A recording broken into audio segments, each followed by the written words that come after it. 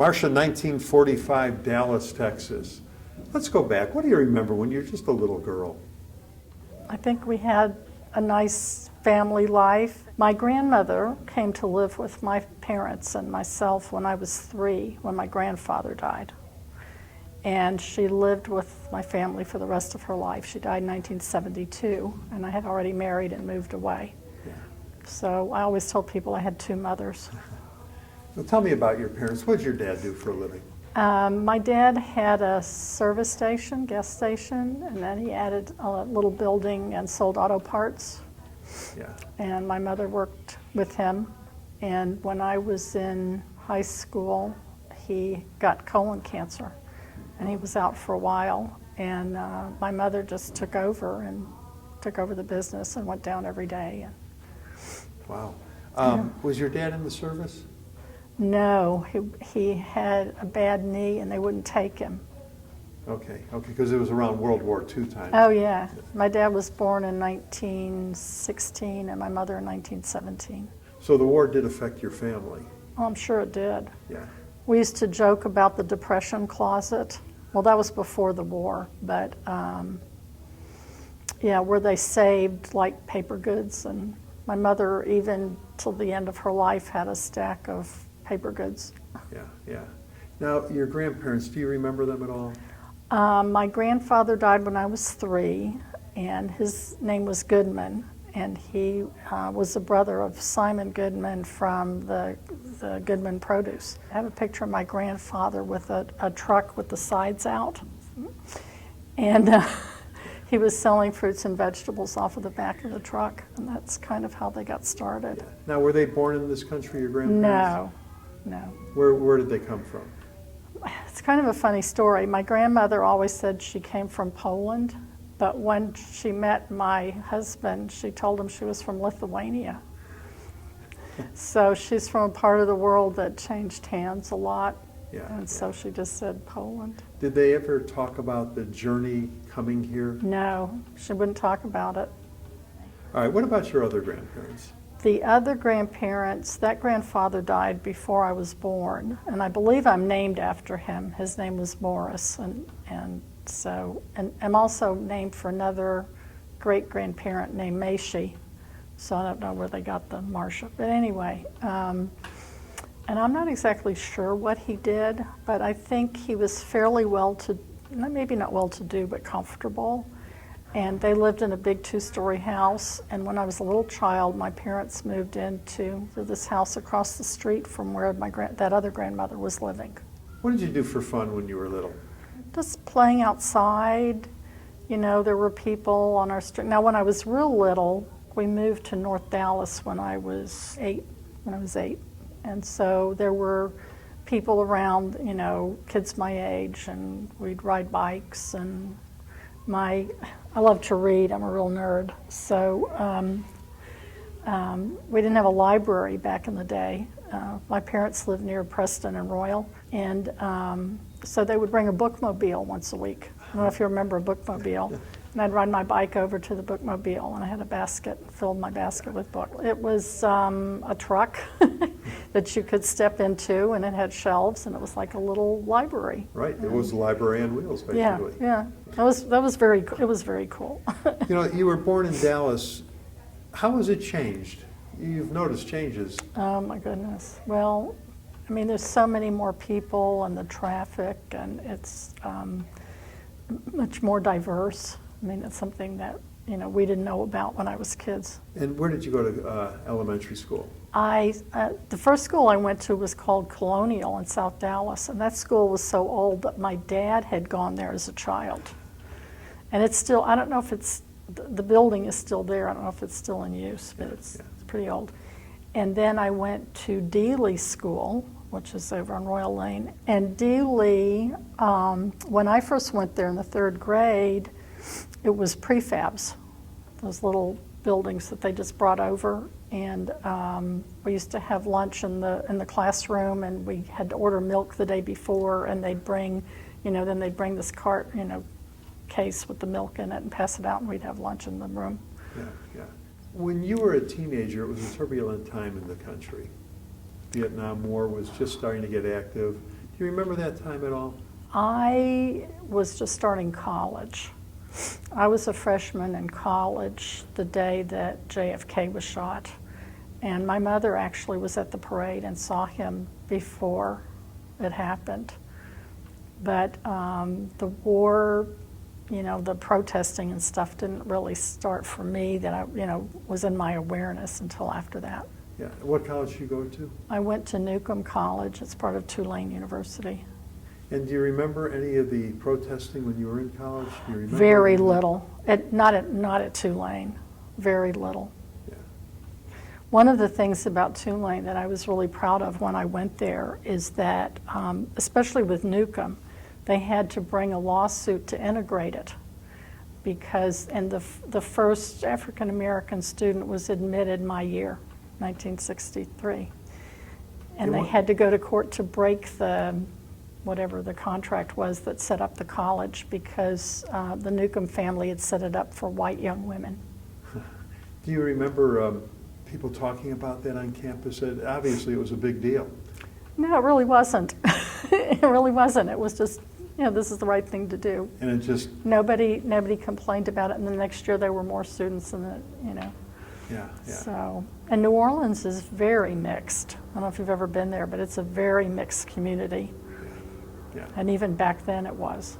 Now, when you were in college, what were your aspirations? What were you looking to do when you grew up, so to speak? When I grew up, it's funny. I didn't really know. I like biology. I'm a biology major, Right. and I was in a program to encourage us to go and get a doctoral degree, and so I applied to graduate school and went to graduate school in biology, but I didn't finish my PhD in biology. Years later, when my kids were half grown, I went back to graduate school and got a PhD in family therapy. Yeah. But I only finished that in 1998. Now, why was it? Why did you stop? Why did you stop the education? Back in the day, and I've heard this from other women, there was kind of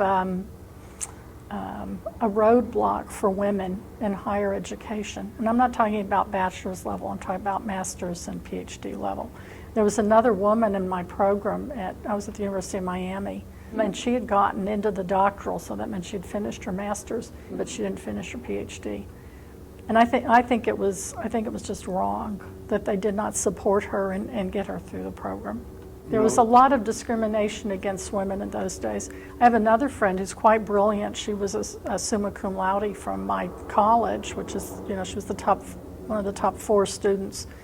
And she didn't finish her PhD until later years, like I did. So, and she was in a different college. So after college, what did you do?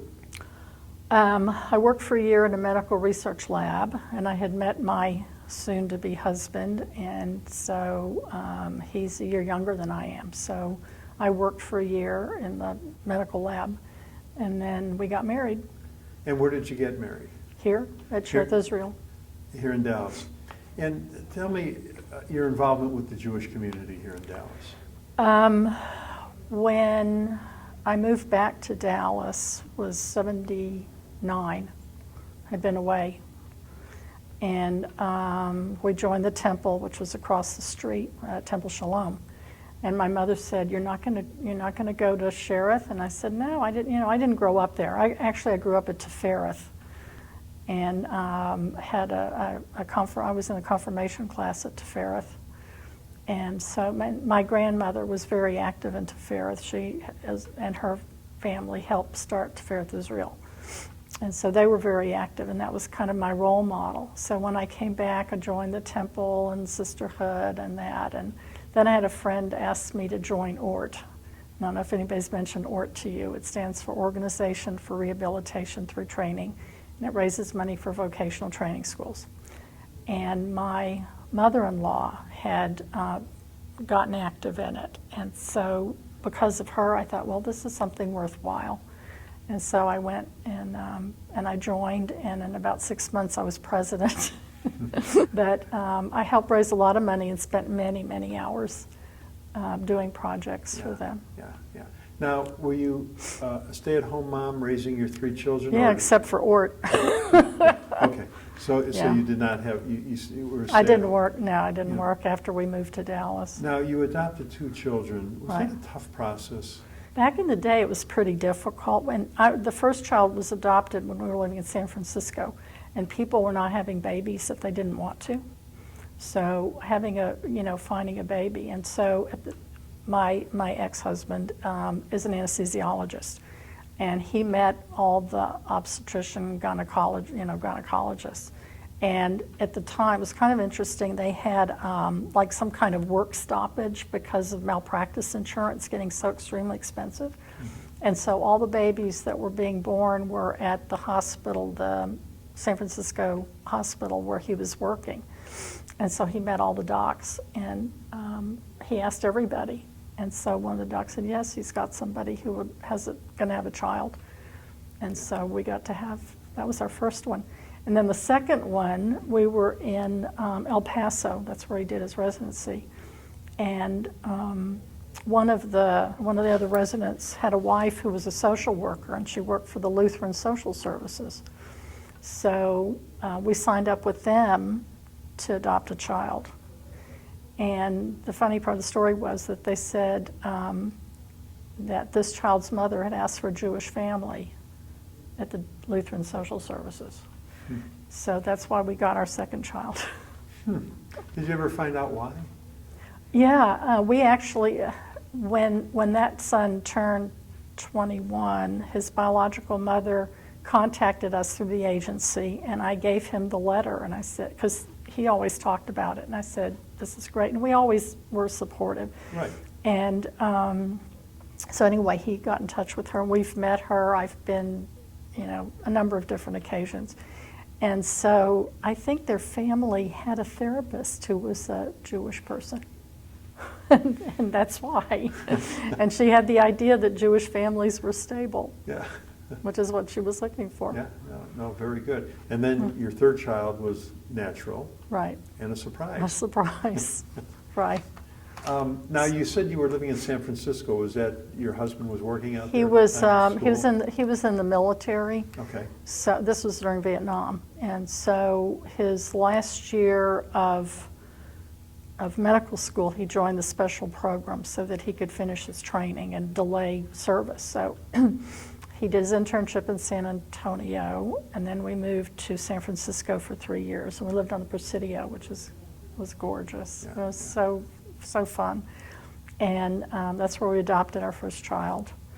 And then then he had 3 years payback. So we went from San Francisco to El Paso, which is like, the difference is amazing. I said, we went down there and said, they put jalapenos on their pizza. Yeah. Was there an invention that came along in your lifetime? Oh my gosh, of course, the computer and the internet. Yeah. Wow, amazing. It changed everything, huh? Absolutely. When I graduated from college, my parents took me and bought me a car that I was supposed to pay on. It never happened. Yeah. Yeah. What kind of car was that? It was a Chevy Impala. Yeah. It was a very nice car. Yeah. What was the music when you were a kid in high school that you guys used to like? Oh, rock and roll. And I wasn't an Elvis fan, so not that, but, a lot of other stuff. Yeah. One of my favorites was from the 50s, and I've seen the guy lately. It's called Sha Na Na, and it's Little Darlin', and that was just a fun song. Yeah. But, Were there any movies back then that you remember when you were young? The stars back then? I remember going to see Giant, Yeah. and that was phenomenal. Yeah. It was and I was really young, probably too young to understand it very well. Yeah. But, And who did that star? Liz Taylor and James Dean and Rock Hudson. And, Was there something on the national scene that really affected you? You could say, I know exactly where I was the moment it happened. of course, when Kennedy was killed. I remember coming out of lunch and somebody saying, the president's been shot, the president's been shot. And it was like devastating.